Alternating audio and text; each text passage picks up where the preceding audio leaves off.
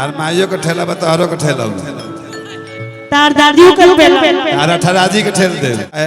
भातार पर चल गेलू है जाओ ना मारो के बिल्डिंग फेंके लगा सुना सुना तार माई के नाम माधुरी है तोर माई के नाम माधुरी छोटे बाबा माइंड योर लैंग्वेज अवधरता नहीं हंसी मजाक करिए तो के छतिया या खराब हो गई ब्याह से पुराने गावे के बैल अनु पाहुन से नो नो नो तोरा माई के नाम होगा आई लव यू माधुरी। तुम्हारे मामी के नाम है क्या माधुरी? हमार बड़के माई के नाम है माधुरी। माई के तो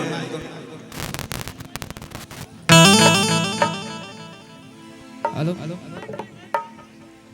एगो साली अपना दीदी के यहाँ के बड़ा परेशान भी है। परेशान होके कहना से अपना बहनिया से बड़की रूपा से रेनू को हाथ रूपा से कि पाहुन संगे गाँव पे ठाते पाहुन संगे गाँव पे ठाते हमारा के अब हाली देखा धाका मत मारा ना तो मरिए ब्यासी धाका के पंचर हो जीव गोली चले चाहे छारा ये यार कभी यार नहीं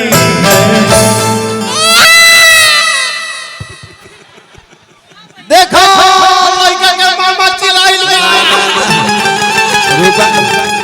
रूपा के पाहुन के संग खाई बहुत संगे गाँव पे ठाते हमारा के अब हाली दीदिया रे दीदिया कहेगा खाना रे बेटा बाबू बैठी बैठी बैठ जहाँ तहाँ बैठ चलो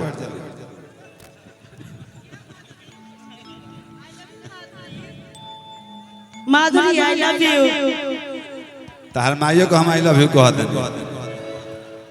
तार माई के नाम माधुरी है। तोर माई के नाम माधुरी बोला गया तार दीदी के नाम माधुरी है बेटा। तार माई के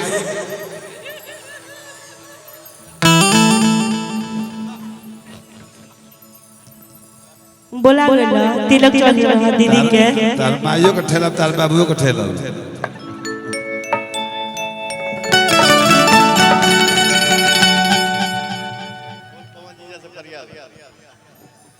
अपन कौन चीज से संभाल लो का है भातार पर चल गेलू है जाओ ना मारो के बिल्डिंग फेंके लगा सुना सुना माधुरी के नाम कौन बता रहा? तार माइयो के ठेला बतारो के ठेला तार दादियों के ठेला तार ठराजी के ठेल दे तारा ठराजी तक ठेल दे छोटे बाबा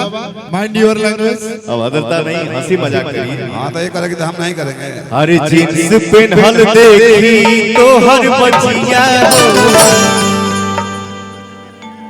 जींस पेन्हल देखी तो हर बचिया नियतिया खराब तो हर बचिया हो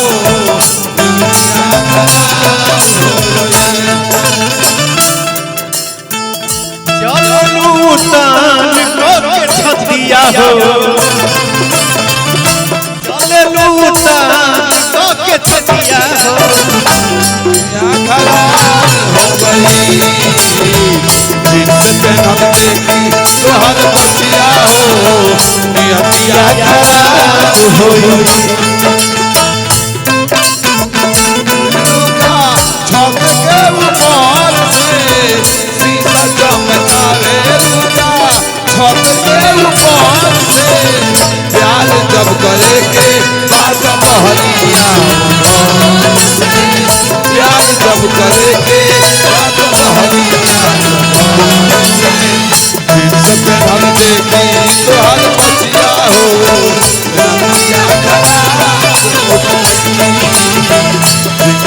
भक्ति की तोहर बंदा हो